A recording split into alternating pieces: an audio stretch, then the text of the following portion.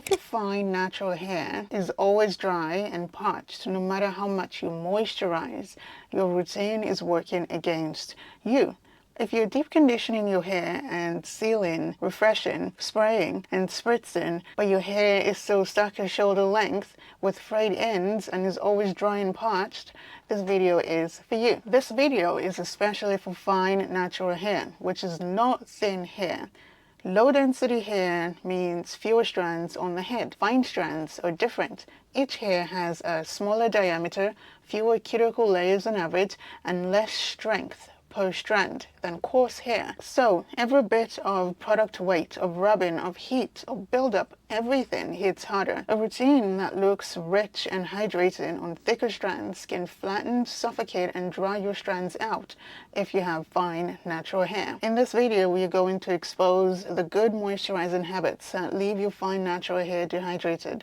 We'll break down the science in simple language using 3 ideas: load, friction, and foam control, and then swap out each habit for something that leaves your strands soft, hydrated, and predictable without you having to be in your hair every single day. So here are 10 very normal, very moisturizing habits that are drying your fine natural hair out and what to do instead. Number 1 is not understanding the difference between moisture and shine and between dry hair and dull hair. Big difference. A lot of people chase moisture when what they're really chasing is shine, is glossiness. Shine often comes from product foams, oils, and silicones, and certain polymers that smooth the surface of the hair and reflect light. Moisture, on the other hand, is about water content inside the fiber and a cuticle that lies flat enough to hold it.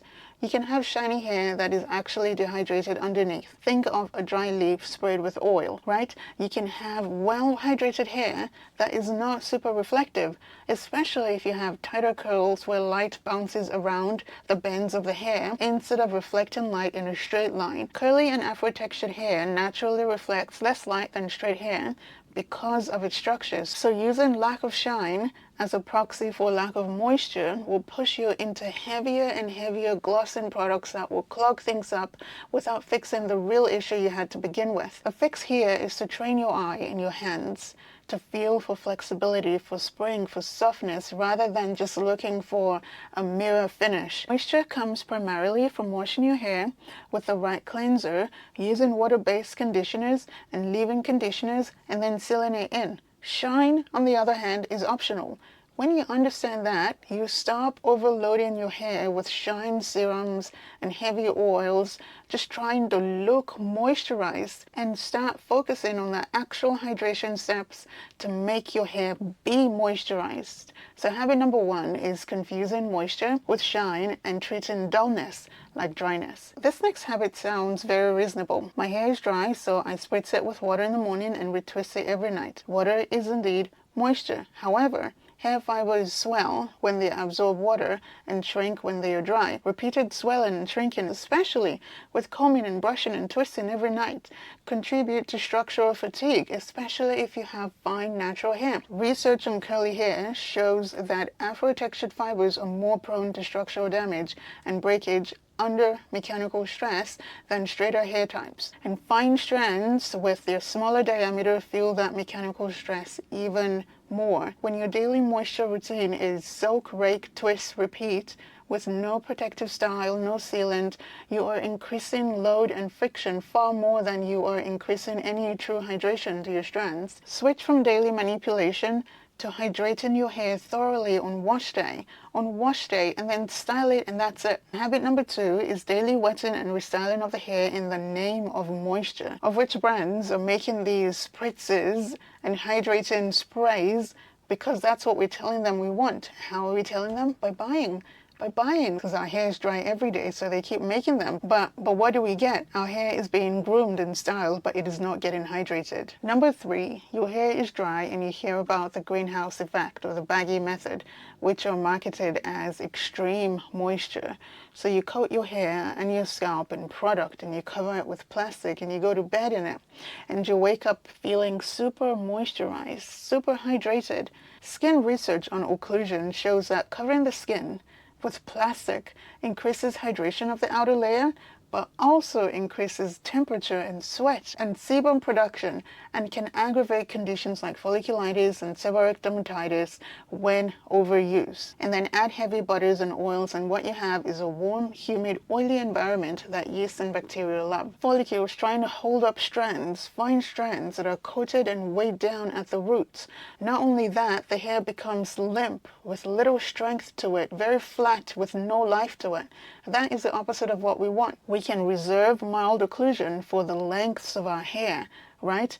Occasionally, but not the scalp, and keep the time frames modest. A shower cap over a deep conditioner for 20 to 30 minutes is very different from an overnight, all-night plastic wrap on an oiled scalp. So number 3 habit is the greenhouse effect and the baggy method. Number 4 is not following the instructions on the bottle correctly, especially around when and how a product is meant to be used. If a leave-in conditioner or a deep conditioner says to apply the product to clean, damp hair, there is chemistry behind that. Many conditioning ingredients are foam formers and are designed to spread and bind best to the hair that has been freshly cleansed with a certain amount of water still in it and on it. Using that same product on old, oily, product-laden hair means that now it is fighting through layers of sebum and dust and gel and sweat and everything, and will just mostly sit on the top of the existing foam instead of interacting with a cuticle. If a hair mask says leave on for 10 minutes or 20 minutes and then rinse, that window is where the lab has tested it to do the job, to do it well, without over softening the hair or over swelling your strands. Leaving them in for 2 hours or overnight does not magically convert the hair mask into a more intense treatment. It just extends the time that your hair is wet, coated, and vulnerable. For fine hair, that matters even more. Why? Because long wet coated periods increase friction and stretch on each fiber. The fix here is to read the instructions like they actually apply to you and assume that the default instructions are there for a reason. So use deep treatments on clean, damp hair. Keep to the time frame on the instructions and do not expect a midweek top-up on dirty hair to behave the same as clean hair. So habit number 4 is ignoring usage and then blaming your hair when your product does not work for you. Number 5, humectants like glycerin and honey and aloe vera are labeled as moisture magnets, and they are. In balanced formulas and with the right humidity, they can absolutely help your hair hold on to water. However, humectants are equal opportunity. They pull water towards wherever the air-hair balance tells them to. Hair science points out that in very humid air, humectants can make the hair frizz and swell. And in very dry air, humectants can pull water out of the hair into the environment, leaving it even rough. For natural hair, that constant expansion and contraction is risky because the hair fiber reaches its breaking point earlier than coarse hair strands under the same stress. If your go-to moisture spray has water in it and a big dose, a big concentration of glycerin at the top of it, and you live in a dry, heated indoor environment or a very hot, dry climate, you can end up with drier hair by day 3 despite spraying daily. Instead, match your humidity load to your climate and to your strand size. In dry seasons, use humectants that are lower down the list and rely more on water-rich conditioners plus a light sealant.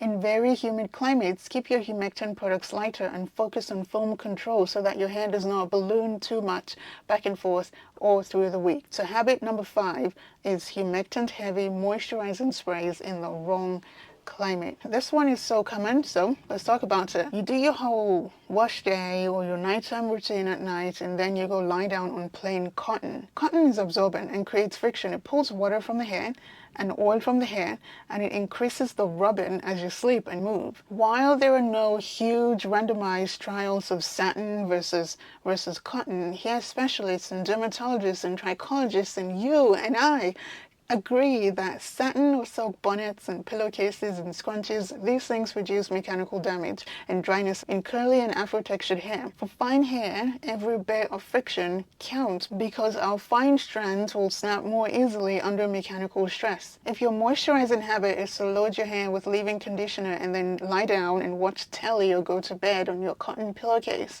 your pillowcase is drinking half of the oil and water and everything you just applied to your hair and roughing up your cuticles at at the same time. Stick to what you know is good for your hair. Use the silk and satin pillowcases and bonnets to keep your hair moisturized so that your fibers glide instead of scrape over the fabric you lay your head on. Habit number 6 is moisturize hair on cotton material. The next habit is hoping that intensity can replace consistency. This is what that looks like. You ignore your hair for long periods of time. Then suddenly you do everything on one day in one go because now your hair feels like a broom. You overnight pre-poo to begin with, then you wash and then you condition, then you deep condition. Mix in 3 hair masks together and then you do that overnight. Layered on top of hot oil treatment and steaming and every single moisturizing trick you've ever heard of on social media. It feels like you're treating the dryness, doesn't it? But what you're doing is actually flooding those tired strands with weight and swelling all at once for extended periods of time, and then you go right back to the same neglect that brought you here. For fine hair, our hair does not respond to those kinds of extremes. Repeated overnight wet treatments increase the time that your cuticles are swollen for. They're swollen and then they're soft and much softer. This makes your hair much more vulnerable to friction and to mechanical damage when you move in your sleep or when you detangle the next day. Think of how fragile your skin feels after being in the bath for too long. Hair science papers talk about fatigue. Fatigue from repeated swelling and deswelling cycles. Is deswelling a word? If you watch this channel often, you know that I make up words like it is my job, so please pardon me. But the swelling and deswelling does not only apply to wetting your hair daily, it also applies to long extended soaks that never had to be that long to begin with. So instead of trying to fix all of your hair problems in one marathon of a wash day, simplify your hair care routine and rinse and repeat. Wash your hair, use a good conditioner or a good deep conditioner, and be consistent with your routine. Your hair will respond better to gentle, repeated care, consistent care, than it will to intense, sporadic boot camps, right? Number 7 is having no consistency and doing the most on wash day to make up for all of the neglect that we've just put our hair through. Number 8, if your hair feels dry, it is very tempting to grab the thickest cream or butter on the shelf and smooth it onto dry hair. The label says intense moisture, right? It smells nice, it must be good, it makes your hair look shiny for a while. But oils and butters do not add water. They do not moisturize the hair. They form a film over the hair. They slow water movement in and out of the hair, especially if said product doesn't have water in it as a top ingredient. On top of that, our fine strands have less cross-sectional strength. So the heavy butter load weighs the hair down even more and encourages more manipulation as you try to fix this new problem that you've just created. Over time, this kind of film-forming moisturizing can lead to dryness and roughness and breakage because the hair is never properly hydrated before it is sealed. It's just getting sealed and sealed and sealed and sealed. The fix here is simple. Treat your oils and your butters as sealants and not your moisturizers. Just wash your hair and let your conditioner or your leave-in conditioner do the job, and then seal your hair if that's what you do for your next step. Just remember to use a sealant that matches your fine hair. Lighter creams and oils and not thick butters as the first and only step. So number 8 is heavy moisturizing butters on dry hair with no water underneath. Number 9, co-washing the hair was meant to be a gentler option for textured hair, right? Using just conditioner so you don't strip your curls. That makes sense in moderation. And dermatology guidance for Afro-textured hair, black hair, does support less frequent shampooing and regular conditioning to reduce dryness and breakage. The problem is when co-wash becomes your only cleanser for weeks and weeks and weeks or months and months and months. Most co-washes contain conditioning agents and emollients and sometimes silicones, which is fine. These ingredients are fine, but they're not designed to fully remove the buildup from the oils and the heavy butters and the gels and sweat and dust and environmental dirt. Over time, that buildup sits on your scalp and along the lengths of your hair as an uneven foam. If you never give your scalp a proper reset, you end up with a double problem: residue plus sweat and sebum. For fine strands, that extra foam increases load and friction and dehydration. The hair feels heavy, yet paradoxically drier, because water cannot move in and out of the fiber properly. Rotate in a gentle shampoo. Use a shampoo with a mildly acidic pH, one that says pH balanced on it. Remove the buildup without stripping your hair. Studies show that shampoos with a lower close to skin pH causes less friction, less cuticle damage than alkaline ones, which is exactly what your fine strands need. Habit number 9 is co-washing as your only moisture-friendly cleansing step. Habit number 10 is believing that your hair should feel perfectly moisturized 24/7 and treating any tiny moment of normal dryness as a crisis. Hair is dead fiber and it lives in a changing environment. It brushes against your clothes and it loses water to the air. It sits in the air conditioning you sit in the wind, in the sun, and everything. Expecting your hair to feel like freshly washed and conditioned hair at every moment sets you up for constant intervention. More creams and more sprays and more oils and more butters and more manipulation, more restyling. Remember, fine strands take more damage from each extra bit of friction and foam than coarse strands. Research in textured hair shows that mechanical stress accumulates over time to create breakage. If you respond to every dry patch with a full moisture rescue session, right, your hair just feels slightly dry, you're moisturizing already, you are adding more stress than comfort. The fix here is to aim for mostly comfortable, easy to detangle, not snapping all the time hair. What you don't want is permanently juicy hair. Build a routine where your hair feels nicely hydrated after wash day. Your hair feels protected in that style and can allow for normal fluctuation. A little drier by day 3, day 4 is fine. Evaporation happens.